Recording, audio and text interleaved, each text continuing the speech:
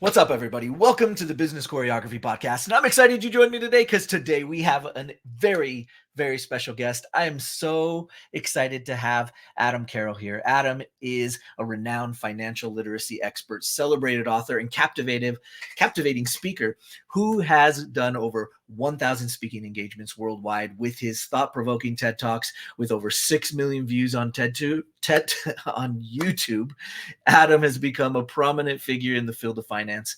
His groundbreaking documentary, Broke, Busted, and Disgusted, aired on CNBC and continues to be screened in numerous high schools and colleges nationwide. Guys, we are so lucky to have him here, and I can't wait to pick his brain and learn as much as we can from him. So stay tuned. Let's cue the intro, and we'll jump right in.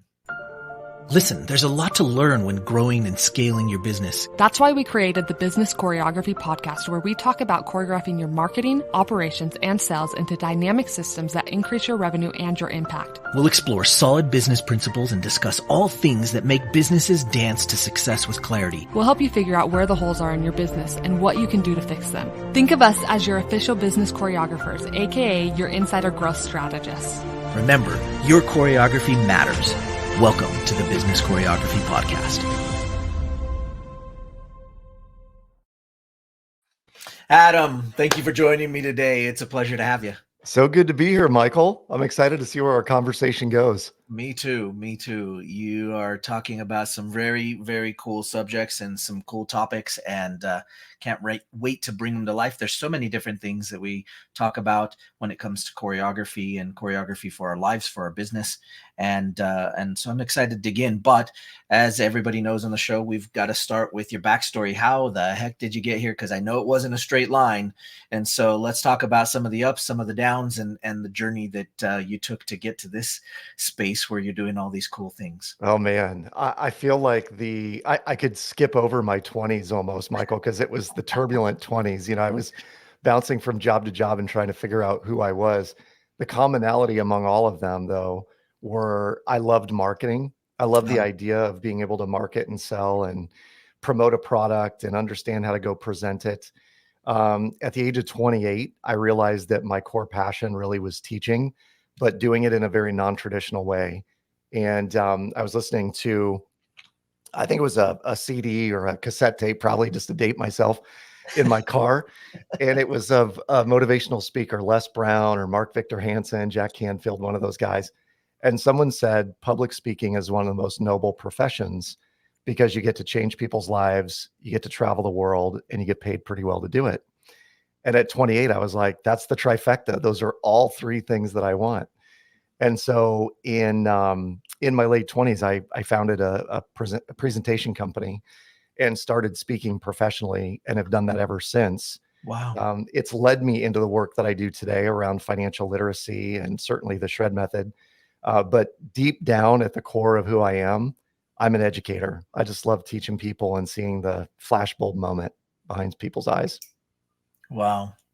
Crazy. The 20s.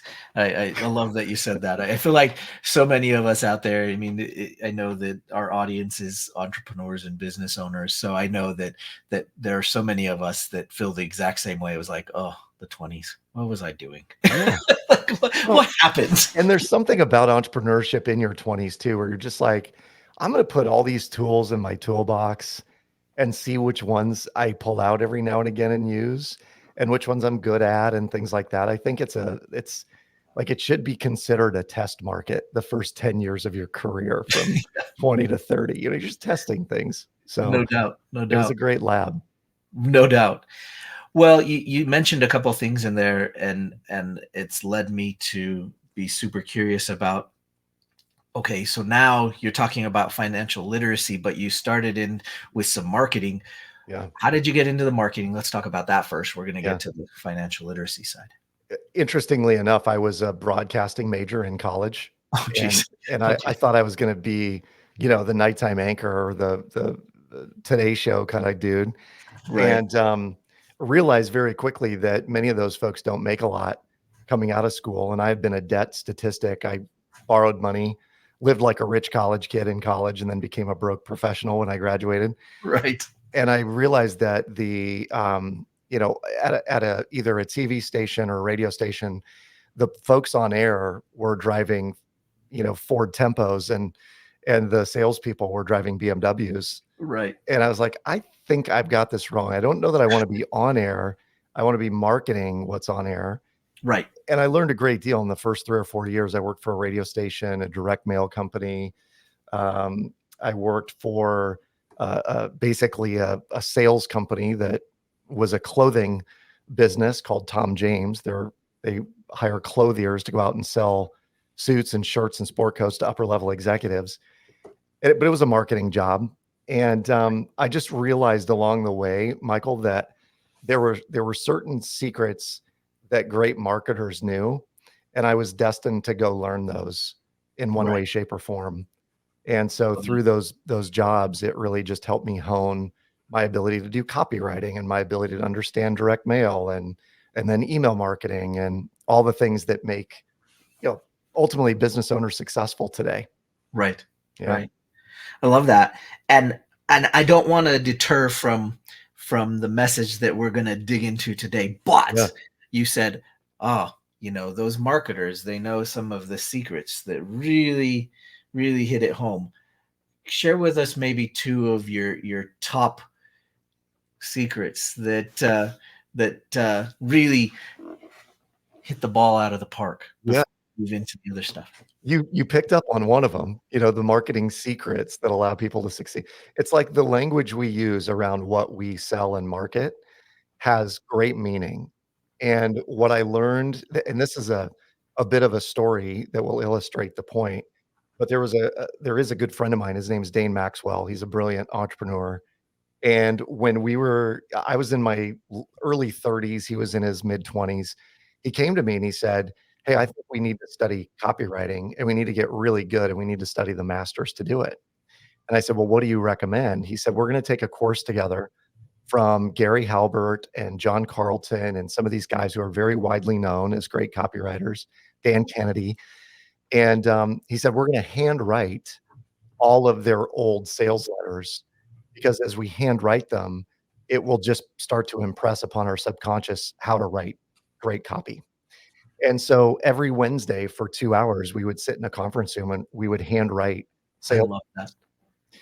And it was pretty amazing to go back and look at some of the greatest sales letters of all time and handwrite those and then break them down. What were the keywords? What were the magic, trigger stories or sentences that really caught your attention?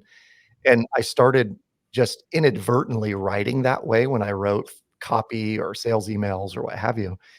And it was just, it was affirming for me that all those Wednesdays sitting in a conference room writing things with Dane were Right. the whole time I'm thinking, I should be somewhere else. I could be doing something else. Why am I doing this? Right. But deep down, it gets to this cellular level. I mean, much like you in ballroom dancing, I'm sure, where you just know the steps. If someone says, "Hey, we're going to pick up uh, in 4, and here's the dance move we're going to do," you would know what that is. And someone could say, "I need 100 words of sales copy about this thing." I could crank them out, in no time. Yeah. It is. It's got to become second nature. But I love that you sat down and rewrote those. I mean, it's just, I mean, from some of the greats, and I feel like there's a whole lot of people trying to take the shortcuts. They know now, and people are starting to get wind of the idea that, hey, direct marketing, that's an important skill.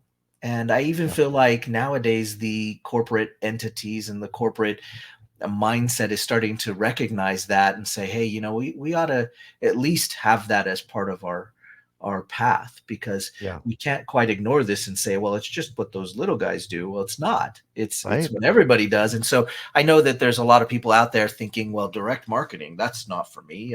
You know what? It works in every field. It works in Yeah. every vertical, and it's so important. But I love that.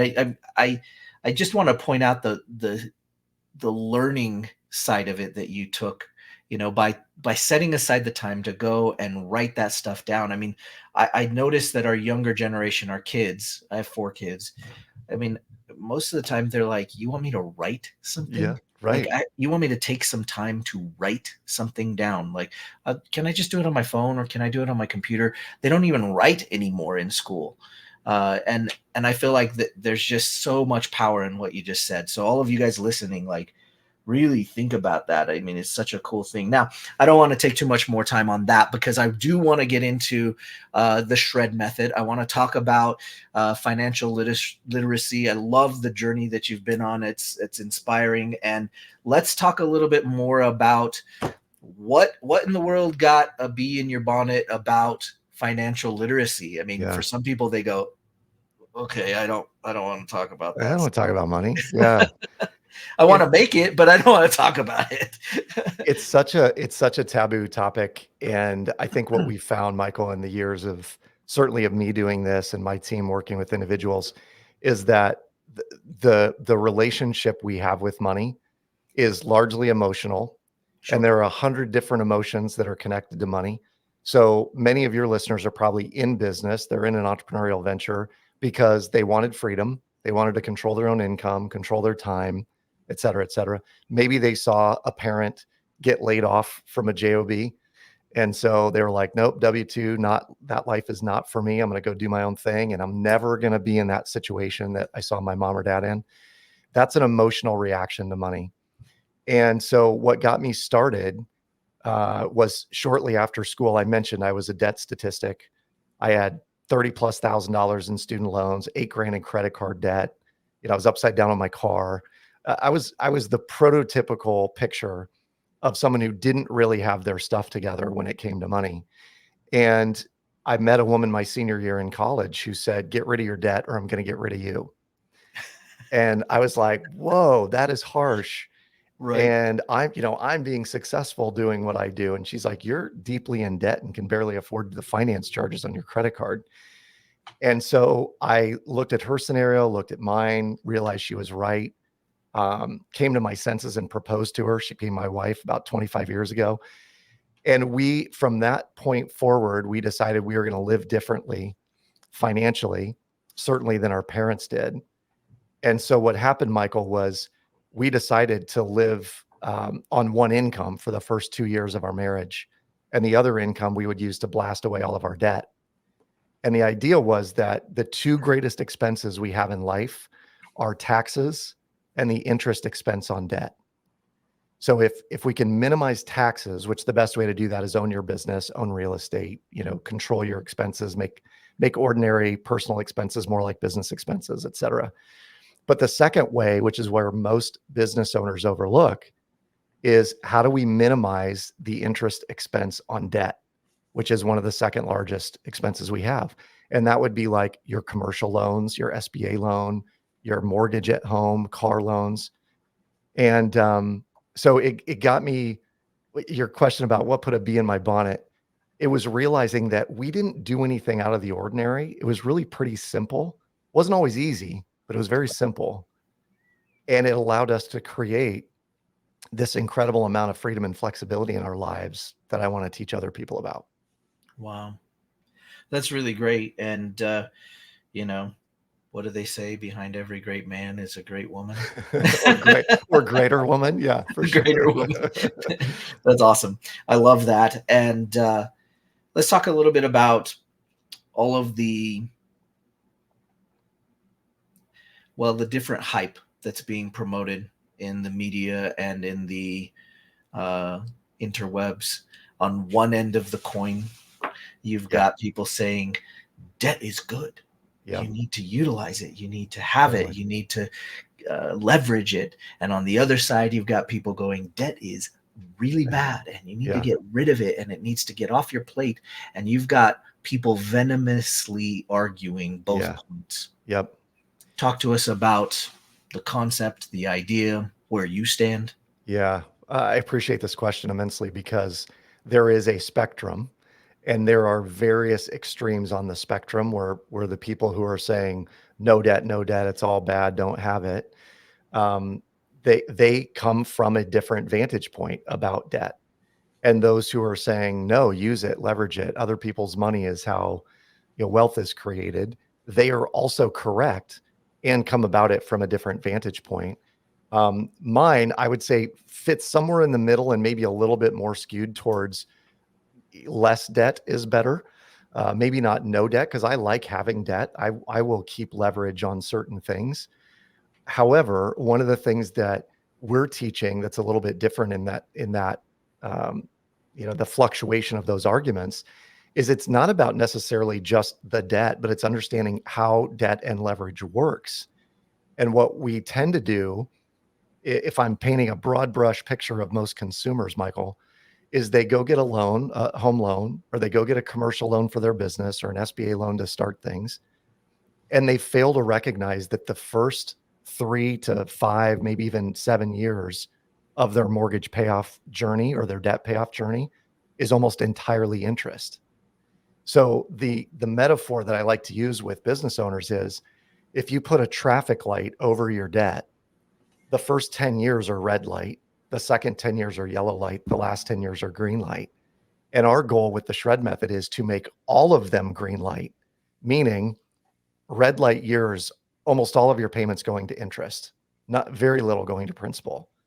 And essentially what you're doing is saying, I'm paying for the privilege of using this money and I'm okay just paying interest. And that may take tens of thousands of dollars out of your pocket in the process because you're paying the bank interest. The yellow light years are when you get to a point where you're starting to pay more and more principal, less and less interest. And eventually it teeters over. In a 30-year fixed mortgage, it's year 21, where more of your payments going to principal than it is to interest. But in the last 10 years, if you think about it, most people don't stay in a home for 30 years. They might stay 7, maybe 10 or 12. But at that point, they're just barely into the yellow light years of their payoff. And so with the shred method, what we're doing is teaching them how to accelerate the amortization table payoff process and just create more and more equity much faster. I love this. You so eloquently put into words amortization and mitigation, and I know those two words are like, you say that to people and they start going, whoa, whoa, whoa, whoa, Yeah. back it up. Like, Eyes glaze over. I can't hear you anymore. Those words are too big. And then you try to Totally. explain what they are. And I feel like for anybody who is new or have been afraid of those two words, Yeah. amortization, mitigation of your debt, go back and listen to that again, because I mean, that was so very simply put, but I love how it describes such a complex challenge that we deal with. And so, talk to us a little bit more about how the shred method is different and why Yeah. it's helping people in this regard. I just want to dig into that a little bit more. Yeah. Yeah. Yeah. I love this line of questioning and the discussion here because what I want to do, and I think what your show aims to do, is sort of challenge norms Right. and then be able to say, what is the playbook that you're creating in advance to then execute, right? I mean, you have to choreograph first, dance next. Sure. In our world, what that means is, let me take a step back, Michael. One of the things that we believe wholeheartedly is that most people don't have an income problem, they have a liquidity problem. And what I mean by that is most business owners, and certainly people in a JOB, they don't have an income problem in the sense that the banker has underwritten loans, whether it be a commercial loan, an SBA loan, a mortgage. The banker has underwritten that based on what they see your income to be. So people don't have an income problem, like I'm not making enough, because the banker's already said, it looks like you make enough to afford whatever it is you're buying. But most people have a liquidity problem in that if someone said, hey, I need 20,000 or 50,000 or $100,000 because I have this great opportunity for you where you could make 15 or 20% and the risk is largely eliminated, people would be like, oh, where on earth am I going to get that kind of money? Right. And what we don't realize or fail to realize is that we would have that amount liquid to us or available to us if it weren't for the fact that we're sending $20,000 or $30,000 a year in interest to our banker in the way of interest payments on amortized debts. So number one is people don't have an income problem, they have a liquidity problem. Number two is our income is really inefficient. And so if you don't mind, Michael, I'm going to ask you a question. Um, are there periods of time over a week or a month where you might have extra money sitting in checking or savings? Always. Yeah. And would you say it's like days, weeks, months on end, money might be sitting there waiting for you? We we we try to put it at use, but it does happen. Yeah. Yeah. And so here's what again, one of our core philosophies is that lazy idle money that's sitting in an account. And what I mean by that is like someone has 1,000 or a couple thousand extra dollars sitting in checking. Lazy idle money like that is dangerous money because it's very unintentionally sitting there, number one. And it's too easy to go into Costco with a shopping list and walk out with a bounce house. You know what I mean? Particularly with 4 kids, because you're walking Right. like, it'd be fun. They'd love it. I'm going to buy Exactly. this $400 doodad that I don't need. Right. And you do it because the money's sitting there. And granted, you want to give your kids some fun. But at the same time, we've all bought things before where we're like, why on earth did I buy that? You bought it because you had an extra $400 sitting there that was Right. not marked for anything. Right. So you spent it. And as business owners, we do that all the time. We have money sitting in our account that's there. Maybe it's for operational purposes. Maybe it's emergency fund. Maybe it's an opportunity fund. But where we come from is there is a difference between available money and accessible money. So available money is sitting in an account. It's there. You can go pull it out, count it, roll around in it if you want to, whatever. Accessible money would be more like money on a line of credit. It could be in a like an overfunded whole life policy. It's a bucket of money that you could go access if you needed it. And the difference is that if money is available, it's just sitting in your checking account, but you're paying interest on an amortized debt like a mortgage or a commercial loan, there's a better, more efficient way of using those funds that will, in the end, save you tens of thousands and in some cases hundreds of thousands of dollars. Right. Right. Well, and that makes total sense. And I think that for a lot of our listeners, that's probably the case. And you've probably sparked their interest now because they're saying, well, yeah, I totally do that. I mean, we have a colleague that loves to keep cash, Yeah. loves to keep cash, and they know it's not the best use of their cash, Right. but they love to keep cash. And so there's this balance between that. I mean, No doubt. of being able to figure that out. And I suppose that's where this idea of financial literacy comes, because if you can get educated in understanding, okay, great, maybe you have this desire to keep a lot of cash liquid, Yeah. but that Yeah. being said, what's the minimum that you should do in all those other areas? And I think Totally. that's where you guys come in, and I'm sure where the shred method comes in being able to educate us in how we can meet our personal needs Yeah. and emotional needs around money and still be 100%. able to make some headway and progress. Is that accurate? Oh yeah, you hit the nail on the head when you said emotional needs too, because Yeah. your client, your friend, your associate who loves keeping cash, the reality is at some point in their life, what they probably heard a parent or grandparent say was cash is king.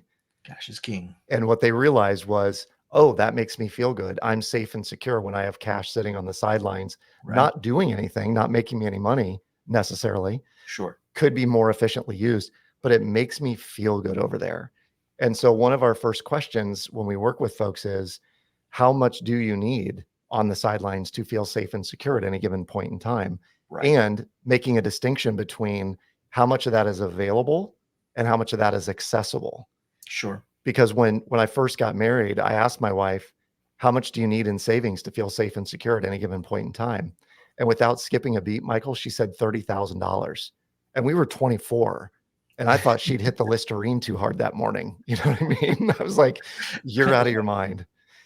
And Right. she said, you asked, that's my answer. And then as we got older and wiser, I realized that that's an incredible amount of money to have on the sidelines, not really doing anything for you, particularly given if our expenses are low and our ability to make money is relatively high. The real question is, how long would it take you if everything hit the fan and money is wiped out and all those things?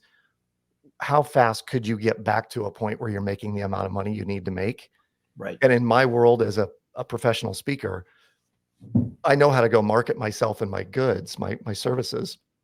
So it would take me about 60 days to go build, a decent revenue stream doing what I do.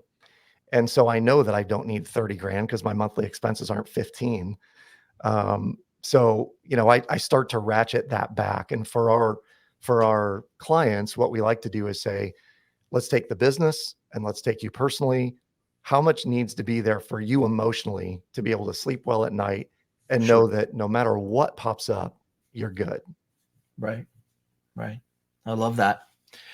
Talk to us a little bit more about what it looks like to work with you and how people can find you and start to find out more and maybe dig in. I know that you've perked some people's ears up during this show and they're listening and going, yeah, okay. I Yeah. definitely need to do something about this. So talk to us a little bit more about what that looks like and how they can find you. Yeah. The shred method itself is really it's comprised of 3 elements. It's a course. So we go through and we teach you the mindset and the background and how the money works and all of that in the course itself. It's meant to give you a really cohesive look at how to do this both in your personal life and your business life. Then we have a community. The community is hundreds of shredders strong who get together 2 or 3 times a month on a Zoom webinar, and we just go through and we'll either do educational, courses, classes, have guest speakers that come in and talk about various aspects of money management and investing and all of that. And then the last piece of it is the software, and our software is based on some complex algorithms that essentially do all the math for you. And quite often, Michael, when we show people what's possible, we have to tell them this isn't magic, it's math. And it's Right. math that you just haven't learned because you never got taught how amortization schedules work, Exactly. right? So when we plug people's numbers in our savings calculator, it will literally kick out and say, you could be debt free in 4.2 years, which is the average amount of time that most of our shredders are out of debt. And then it'll say, if you did that, you would save X hundreds of thousands of dollars in interest over the course of that mortgage. And then the system turns into a wealth generating engine. And it will tell you if you are investing that amount of money on a monthly basis, what would it turn into over 30 years? And for most folks, it's millions of dollars Right. that they could be missing out on if they're not doing this for 2 main reasons. One, the interest expense and the compound effect of that. And number 2, we're making money really intentional. So we're helping business owners figure out, let's create a path, let's choreograph where your money goes so that this dance you're doing is very intentional. And the amount of money you're setting aside and stacking up and creating opportunity funds with will allow you at some point to stroke a check when the kid needs braces, stroke a check when college costs come around, take your friend to Oktoberfest because you've always wanted to. It's all those things that you get to do because of what we're setting up now very intentionally. So to find out more and to, you can run a savings calculator on our website, but the site is theshredmethod.com, theshredmethod.com. And click on the savings calculator, plug your numbers in, and then we are always welcome and willing to spend 20 minutes with you on the phone and just go through and say, hey, let's go into your numbers really finitely and show you exactly what's possible. And then if it makes sense, sign up. And if it doesn't, hopefully we educated you. I love that. I appreciate that so much. Well, holy cow. I know we've all learned a ton today, and I appreciate your time and your willingness to share your expertise. And I encourage everybody to go check it out, theshredmethod.com. We'll have it in our notes, and you can click on it there if you need to.